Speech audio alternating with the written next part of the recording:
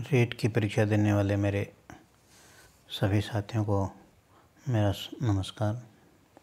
मैं जगबीर गुरुजी आपके लिए एक वीडियो और लेके आया हूँ। मेरे सवाल जवाब में व्यक्तित्व एवं विभिन्नता के ऊपर शिक्षा मनोविज्ञान में जो प्रश्न पूछे जाते हैं उनमें से कुछ प्रश्न छांट के लेके आया हूँ और आपके लिए बहुत ही उपयोगी प्रश्न हैं।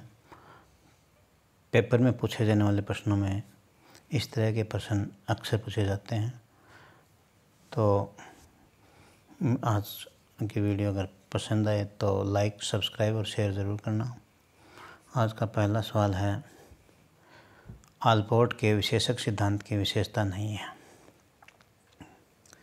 अब आलपोर्ट ने व्यक्तित्व संबंधी जो भी अपना अनुसंधान किया था उसमें व्यक्तित्व में कुछ शील गुण बताए थे और उस अपने सिद्धांत को विशेषक सिद्धांत के नाम से प्रतिपादित किया था। तो उसकी कुछ विशेषताएं हैं। तो पहली विशेषता इन्होंने बताई है, विशेषक सिद्धांत में दो प्रकार के शील गुण पाए जाते हैं। दूसरी विशेषता इन्होंने बताई है कि वे शील गुण जो समाज के अधिकतर लोगों में पाए जाते हैं सामान्य शील गुण होते हैं। तीसरी विशेषता, वे शील गुण जो किसी समाज के व्यक्ति विशेष तक ही पाए जाते हैं व्यक्तिगत शील गुण कहलाते हैं। चौथा है, आलपोर्ट ने शील गुणों को 3 भागों में बांटा है। अब इसमें से जो 4 विशेषताएं दी हुई हैं इनमें से 3 विशेषताएं आलपोर्ट ने अपने विशेषक सिद्धांत में बताई हैं। एक विशेषता ऐसी है जो आलपोर्ट के विशेषक सिद्धांत का अंग नहीं है, यानी विशेषक सिद्धांत में नहीं पाई जाती है वह विशेषता। तो इन 4 में से कौन सा ऑप्शन आपको सही लगता है, तो ये जानने से पहले आलपोर्ट के विशेषक सिद्धांत से संबंधित तथ्य कुछ जान लेते हैं। अगर आपको कुछ समझ आ रहा है तो आप अंदाज़ा लगाइए कि इसमें से कौन सा ऑप्शन सही हो सकता है। तब तक मैं आपको उन तथ्यों की ओर लेकर चलता हूँ जो आलपोर्ट ने बताए थे। मेरे हिसाब से चारों ऑप्शन आपको अच्छी तरह से समझ में आ गए होंगे, फिर भी आप एक बार और गौर कर लें। इसमें हमारा उत्तर का जो ऑप्शन है दिए हुए 4, उसमें से 4 नंबर ऑप्शन है वो गलत बताया गया है। हमारी तरफ से 4 नंबर ऑप्शन सही है और जो गलत दिया हुआ है तथ्य वो आलपोर्ट के विशेषक सिद्धांत से संबंधित नहीं है। तो पहले आलपोर्ट का विशेषक सिद्धांत देख लेते हैं कि आलपोर्ट का विशेषक सिद्धांत या शील गुण सिद्धांत। आलपोर्ट्स ट्रेट थ्योरी। आलपोर्ट ने शील गुणों को मुख्यतः 2 भागों में बांटा है, सामान्य शील गुण और व्यक्तिगत शील गुण। सामान्य शील गुण जो किसी समाज या संस्कृति के अधिकतर लोगों में पाया जाता है, यानी किसी समाज में 50,000 आदमी हैं तो उसमें से 30, 35, 40, 45,000 व्यक्तियों में अगर पाए जाएं तो वो सामान्य शील गुण मिलेंगे। दूसरा है व्यक्तिगत शील गुण। इसे आलपोर्ट ने व्यक्तिगत प्रवृत्ति भी कहा है। ये शील गुण किसी समाज या संस्कृति के व्यक्ति विशेष तक ही सीमित होते हैं।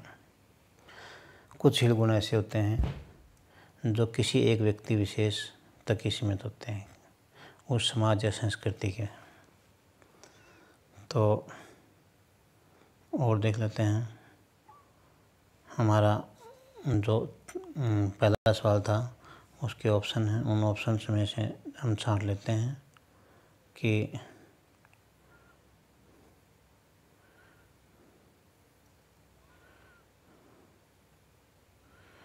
पहला जो ऑप्शन था विशेषक सिद्धांत में 2 प्रकार के शील गुण पाए जाते हैं, ये बिल्कुल सही है क्योंकि आलपोर्ट ने सामान्य शील गुण और व्यक्तिगत शील गुण दो प्रकार के गुण बताए थे। तो पहला ऑप्शन हमारा सही है। दूसरा ऑप्शन है कि वे शील गुण जो समाज के अधिकतर लोगों में पाए जाते हैं सामान्य शील गुण कहलाते हैं, ये भी सही है। तीसरा है, वे शील गुण जो किसी समाज के व्यक्ति विशेष तक ही पाए जाते हों व्यक्तिगत शील गुण कहलाते हैं, ये भी सही है। आलपोर्ट ने शील गुणों को 3 भागों में बांटा है, गलत, क्योंकि विषय आलपोर्ट ने 2 ही भागों में बांटा गया है। तो हमारा पहला ऑप्शन था, उसमें 2 प्रकार के शील गुण पाए जाते हैं, उसी से हम अंदाज़ा लगा सकते थे कि 2 ही प्रकार के हैं। चौथा ऑप्शन हमारा गलत है, ये विशेषता आलपोर्ट के विशेषक सिद्धांत की नहीं है। अब हमारा दूसरा प्रश्न, सवाल नंबर 2। आलपोर्ट के शील गुण सिद्धांत के अनुसार वह शील गुण जो इतना ज़्यादा प्रबल होता है कि व्यक्ति इन्हें छुपाना चाहे तो भी छुपा नहीं सकता। यानी आलपोर्ट ने शील गुण सिद्धांत दिया, उसमें एक ऐसा शील गुण जो इतना ज़्यादा प्रभावशाली होता है, इतना ज़्यादा प्रबल होता है कि व्यक्ति इन्हें छुपा नहीं सकता, वो चाहे तो भी छुपा नहीं सकता। केंद्रीय शील गुण पहला ऑप्शन है, दूसरा है कार्डिनल शील गुण, ये दूसरा ऑप्शन है, तीसरा ऑप्शन गौण शील गुण, चौथा है केंद्रीय और गौण शील गुण दोनों। तो यहाँ अगर हम आलपोर्ट के शील गुण सिद्धांत के बारे में थोड़ा बहुत जानते हैं तो इसमें या तो ऑप्शन 1 आएगा या या 2 आएगा या फिर 4 आएगा, क्योंकि चौथे ऑप्शन में पहले और तीसरे को मिला दिया दोनों में। तो फिर भी हम अंदाज़ा लगाएं कि कौन सा है। उससे पहले मैं आपको तथ्य की ओर लेकर चलता हूँ, क्योंकि आलपोर्ट ने जो शील गुण सिद्धांत दिया था उसमें एक गुण ऐसा बताया है, शील गुण जो बहुत ही प्रभावशाली है और जो व्यक्ति के अंदर होता है, और वो व्यक्ति उस गुण को छुपाना चाहे भी तो भी छुप नहीं सकता। देख लो, आलपोर्ट ने व्यक्तिगत प्रवृत्ति को 3 भागों में बांटा। यानी पहले उत्तर का मतलब जवाब नंबर 2 सही है अपना, लेकिन फिर भी देख लो कि कार्डिनल शील गुण। अब ये कार्डिनल शील गुण क्या है? ये शील गुण इतने प्रबल होते हैं कि यदि व्यक्ति इन्हें छुपाना चाहे तब भी नहीं छुपा सकता। सभी व्यक्तियों में ये गुण नहीं होता, परंतु जिसमें होता है वह पूर्ण रूप से इस गुण से चर्चित रहता है, यानी प्रसिद्ध होता है इस गुण के कारण। जैसे महात्मा गांधी सत्य के और अहिंसा। महात्मा गांधी के अंदर जो शील गुण था, जो सत्य और अहिंसा, वो इतना प्रबल था, इतना प्रभावशाली था कि महात्मा गांधी ना चाहते हुए भी इस गुण के कारण चर्चित रहा था। जैसे कोई गुण शील गुण हिटलर में पाया गया था, तो हिटलर भी उस गुण के कारण प्रसिद्ध हुआ था, चर्चित रहा था। नेपोलियन के अंदर भी ऐसी विशेषता थी। वैसे स्वामी विवेकानंद के अंदर भी एक शील गुण था। तो इस तरह से उस शील गुणों को हम कार्डिनल शील गुण कहते हैं। ये शील गुण छुप नहीं सकते आदमी के अंदर, और इनके कारण व्यक्ति पूर्ण रूप से चर्चित रहता है। तो हमारा ऑप्शन 2 नंबर सही रहेगा। अब मैं आपको कार्डिनल शील गुण के बारे में अच्छी तरह से समझाना चाह रहा था, वो शायद समझ में आ गई होगी कि उन शील गुणों को कार्डिनल शील गुण कहते हैं। अब व्यक्तिगत प्रवृत्ति के 3 भाग बताए थे, उसमें से एक भाग कार्डिनल शील गुण है, दूसरा भाग है केंद्रीय शील गुण। ये शील गुण व्यक्तित्व निर्माण की ईंटें होते हैं, जैसे सामाजिकता, सहानुभूति, आत्मविश्वास आदि। और तीसरा शील गुण बताया था गौण शील गुण। ये शील गुण कम महत्वपूर्ण होते हैं, जैसे पहनावा, हेयर स्टाइल, विशेष तरीके से बोलना, उठना, बैठना आदि। अब ये 3 गुण हैं, तो आपको ये डाउट हो गया होगा कि पहले मैंने ये बताया था कि आलपोर्ट ने 2 प्रकार के शील गुण बताए थे, अब यहाँ पर 3 शील गुण दिखा रहे हैं। तो मैं आपको बता दूं कि जो सामान्य शील गुण बताए थे आलपोर्ट ने, वो सामान्य शील गुण समाज के अधिकतर व्यक्तियों में पाए जाते हैं। और दूसरा गुण बताया था मैंने व्यक्तिगत शील गुण। तो व्यक्तिगत शील गुण के 3 भाग होते हैं, जिसमें कार्डिनल शील गुण, केंद्रीय शील गुण और गौण शील गुण। तो जो ये व्यक्तिगत शील गुण कौन से होते हैं? जो किसी समाज या संस्कृति में किसी एक व्यक्ति विशेष तक सीमित होते हैं। जैसे हमने कार्डिनल शील गुण के बारे में देखा, ये व्यक्तिगत शील गुण है कि जो सत्य और अहिंसा है, वो शील गुण समाज के अधिकतर व्यक्तियों में नहीं पाया जाता, एक व्यक्ति विशेष तक ही, जैसे महात्मा गांधी के अंदर पाया गया था। तो आलपोर्ट ने 2 प्रकार के शील गुण बताए, सामान्य शील गुण जो समाज के अधिकतर लोगों में पाया जाता है, व्यक्तिगत शील गुण जो समाज के कुछ ही विशेष लोगों में पाया जाता है। और व्यक्तिगत शील गुण के 3 भाग हैं, कार्डिनल शील गुण, केंद्रीय शील गुण और गौण शील गुण। ये 3 शील गुण व्यक्तिगत प्रवृत्ति के तहत आते हैं, यानी व्यक्तिगत शील गुण के भाग हैं। अब चलते हैं प्रश्न पर दोबारा। यहाँ पर प्रश्न को दोबारा पढ़ लेते हैं। आलपोर्ट के शील गुण सिद्धांत के अनुसार वह शील गुण जो इतना ज़्यादा प्रबल होता है कि व्यक्ति इन्हें छुपाना चाहे तो भी छुपा नहीं सकता। तो इसमें चारों ऑप्शन में से आपको 2 नंबर ऑप्शन है कार्डिनल शील गुण, जो बिल्कुल स्पष्ट उत्तर है। मेरे हिसाब से कार्डिनल शील गुण के बारे में पता चल गया होगा, आलपोर्ट के विशेषक सिद्धांत के बारे में भी आपको समझ में आ गई होगी। तीसरा सवाल है, किसके विशेषक सिद्धांत के अनुसार व्यक्तित्वशील गुण की तीनों दशाएं द्विध्रुवीय और एक दूसरे के विपरीत हैं? यानी कहने का मतलब आलपोर्ट, जुंग, आइजैक और केटल। तो व्यक्तित्व को मापने के लिए, व्यक्तित्व के बारे में बताने के लिए विशेषक सिद्धांत बताया गया है, और उस विशेषक सिद्धांत के अनुसार व्यक्तित्वशील गुण की 3 दिशाएं होती हैं और तीनों द्विध्रुवीय होती हैं और एक दूसरे के विपरीत होती हैं। अब ये बात कि द्विध्रुवीय यानी बाइपोलर होते हैं, एक दूसरे के विपरीत होते हैं, तो ये किस मनोवैज्ञानिक ने अपने विशेषक सिद्धांत में बताए थे? तो विशेषक सिद्धांत आलपोर्ट ने बताया था, आइजैक ने भी, केटल ने भी, जुंग ने भी। तो वो विशेषक सिद्धांत है वो किस ने बताया था कि तीनों दिशाएं द्विध्रुवीय हैं, बाइपोलर, यानी बाइपोलर मतलब 2 ध्रुव, उत्तर और दक्षिण हो, पूर्व पश्चिम। जैसे मैंने आपको बताया था पहले कि आलपोर्ट ने भी कुछ विशेषक सिद्धांत बताया था, उसी तरह से उसकी कुछ विशेषताएं थी। इसी तरह से ये भी एक और विशेषक सिद्धांत है जिसकी विशेषताएं में ये साफ साफ बताया गया है कि 3 दशाएं होती हैं, तीनों दशाएं द्विध्रुवीय होती हैं और एक दूसरे के खिलाफ होते हैं, विपरीत होते हैं, अपोजिट होते हैं।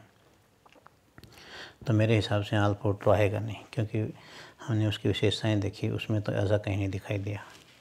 बच गए जुंग, आइजैक और केटल। तो ये जानने के लिए हम तथ्यों की ओर चलते हैं। तथ्यों में दिया हुआ है जवाब नंबर 3 यानी आइजैक। अब आइजैक का विशेषक सिद्धांत,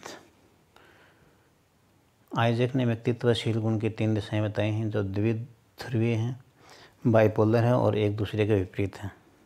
इस प्रकार आइजैक ने आइजैक व्यक्तित्व प्रश्नावली का निर्माण किया था। अब मान दूँ कि यहाँ पर द्विध्रुवीय का मतलब होता है 2 पोल होते हैं। पोल तो आप समझ गए होंगे, बिजली वाले खंभे। तो ऐसे ही बाइपोलर है, मतलब द्विध्रुवीय। तो जो 3 दशाएं बताई हैं वो सारी की तीनों दशाएं बाइपोलर होते हैं और एक दूसरे के विपरीत होते हैं। ये बात आइजैक ने बताई थी, और आइजैक ने अपने एक व्यक्तित्व संबंधी प्रश्नावली भी बनाई थी जिसका नाम था आइजैक व्यक्तित्व प्रश्नावली। तो हमारा यहाँ पर ऑप्शन नंबर 3 सही है। देखो वापस प्रश्न पर चलते हैं। किसके विशेषक सिद्धांत के अनुसार व्यक्तित्वशील गुण की तीनों दशाएं द्विध्रुवीय और एक दूसरे के विपरीत हैं? Option number 3 Isaac. ये स्पष्ट हो गया है। अब सवाल नंबर 4, केटल के शील गुण सिद्धांत के अनुसार निम्न में से कौन सा सतही शील गुण नहीं है? परोपकारिता, प्रसन्नता, सामुदायिकता और सत्यनिष्ठा। अब केटल ने भी शील गुण सिद्धांत बताया है, तो उसमें जो सतही शील गुण हैं वो 4 में से 3 है, लेकिन एक नहीं है। वो कौन सा नहीं है वो जानने के लिए हम उन तथ्यों की ओर लेके आपको मैं चलता हूँ, और हम ये समझेंगे ज़रूर कि सतही शील गुण किस प्रकार के हैं, कौन कौन से हैं। चलो, उत्तर तो हमारा जब ऑप्शन नंबर 3 रहेगा। तो ऑप्शन नंबर 3 में तो सामुदायिकता है। अभी सामुदायिकता कैसे है वो देख लो। केटल का विशेषक सिद्धांत या शील गुण सिद्धांत, केटल्स ट्रेट थ्योरी। केटल ने शील गुणों को 2 भागों में बांटा है, ये बात स्पष्ट हो गई। पहला सतही शील गुण, दूसरा मूल शील गुण। अब सतही शील गुण है, इस तरह के शील गुण ऐसे व्यक्ति होते हैं जो व्यक्ति के दिन प्रतिदिन की अंतःक्रिया में आसानी से अभिव्यक्त हो जाते हैं, यानी प्रकट हो जाते हैं, जैसे प्रसन्नता, परोपकारिता और सत्यनिष्ठा। दूसरा है मूल शील गुण, सोर्स ट्रेट। मूल शील गुण व्यक्तित्व की भीतरी संरचना होती है, इसका प्रेक्षण सीधे नहीं किया जा सकता। जैसे अनसेल्फिशनेस यानी निस्वार्थता, दूसरा है हुमर हास्य, तीसरा है ग्रेगरियसनेस यानी सामुदायिकता। यानी कुछ शील गुण व्यक्ति के अंदर ऐसे होते हैं जो आसानी से प्रकट हो जाते हैं, वो सतही शील गुण हैं। जैसे प्रसन्नता, जब आदमी प्रसन्न होगा तो उसके चेहरे पर साफ साफ दिखाई दे देता है, तो वह है सतही शील गुण। परोपकार करेगा यानी जब दान पुण्य करेगा, दूसरों का भला करेगा तो वो दिख जाता है आसानी से, यानी वो सतही शील गुण है। सत्यनिष्ठा यानी जो सत्य के प्रति अपनी निष्ठा को बनाए रखता है, सच बोलता है, वो आसानी से दिख जाता है, वो सतही शील गुण कहलाता है। तो इनमें 3 ऑप्शन दिए हैं, 3 सतही शील गुण दिए हैं, प्रसन्नता, परोपकारिता, सत्यनिष्ठा। और भी हैं सतही शील गुणता जो दिन प्रतिदिन की अंतःक्रिया में आसानी से स्पष्ट हो जाते हैं, दिख जाते हैं। तो हम ऑप्शन में चलेंगे, परोपकारिता, प्रसन्नता और सत्यनिष्ठा तो हैं। ऑप्शन नंबर 3 सामुदायिकता है, वो सतही शील गुण नहीं है। सतही शील गुण परोपकारिता है, प्रसन्नता है, सत्यनिष्ठा है। इसका मतलब सामुदायिकता नहीं है। सामुदायिकता है मूल शील गुण। व्यक्ति समुदाय में रहना पसंद करता है, जहाँ भी समुदाय दिखेगा वो समुदाय का हिस्सा बनकर रहेगा, अकेले नहीं रहेगा। तो ये केटल का विशेषक सिद्धांत की विशेषताएं हैं। मैं फिर क्लियर कर दूं कि 2 प्रकार के सिद्धांत बताए थे, 2 प्रकार के शील गुण बताए थे केटल ने, सतही शील गुण और मूल शील गुण।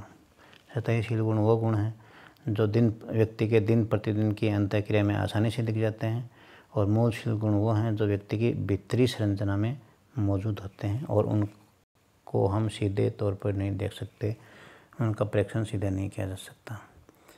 सवाल नंबर 5, काम वासना से संबंधित विचारों वाली पुस्तक द साइकोलॉजी ऑफ अनकॉन्शियसनेस के रचयिता कौन है? आलपोर्ट, युंग और केटल और आइजैक। 4 ऑप्शन दिए हुए हैं। पहला ऑप्शन आलपोर्ट, दूसरा युंग, तीसरा केटल और चौथा ऑप्शन है आइजैक।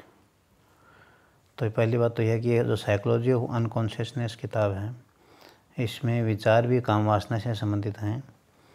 तो अगर आप दिमाग को घुमाएंगे थोड़ा बहुत तो आपको थोड़ा बहुत तो याद आ गया होगा। फिर भी मैं आपको उन तथ्यों की ओर लेकर चलता हूँ, आप अपने हिसाब से अंदाज़ा लगाने। जवाब नंबर 2, युंग के सिद्धांत की प्रमुख बातें, यानी युंग है 2 नंबर पर, ये 2 नंबर ऑप्शन पे युंग दिया हुआ है। इस किताब के रचयिता युंग हैं। साइकोलॉजी ऑफ अनकॉन्शियसनेस युंग है, और उस युंग ने काम वासना से संबंधित अपने सारे के जो भी विचार हैं वो इस पुस्तक में लिख डाले हैं। अब वो उसकी कुछ विशेषताएं भी देख लो। युंग के सिद्धांत की प्रमुख बात, काम वासना। युंग ने काम वासना से संबंधित विचार अपनी पुस्तक the psychology of the unconsciousness में प्रस्तुत किए हैं। युंग के अनुसार बालक का व्यवहार न तो फ्राइड की लिबिडो से नियंत्रित होता है, न एडलर की रचनात्मक शक्ति से। युंग ने कहा कि प्रत्येक व्यक्ति में अपृथकीकृत जीवन शक्ति, अनडिफरेंशिएटेड लाइफ एनर्जी होती है। यह शक्ति व्यवहार को प्रभावित करती है, ये युंग ने बताया है और इस पुस्तक के अंदर ही बताई हैं अपने सिद्धांत की प्रमुख बात। तो उसने लिबिडो फ्राइड को और एडलर को दोनों को ही नकार दिया है और अपना एक उसमें संशोधन करके एक सिद्धांत नया प्रतिपादित कर दिया। तो यहाँ पर हमारा ऑप्शन 2 अब समझ में आ गई होगी। काम वासना से संबंधित विचार वाली पुस्तक है द साइकोलॉजी ऑफ अनकॉन्शियसनेस, उसके रचयिता युंग हैं। तो साथियों, आज की वीडियो अगर आपको अच्छी लगे तो लाइक करना, सब्सक्राइब करना और शेयर करना मत भूलना। अपने किसी साथी को, रीट की परीक्षा देने वाले को ज़रूर शेयर करना।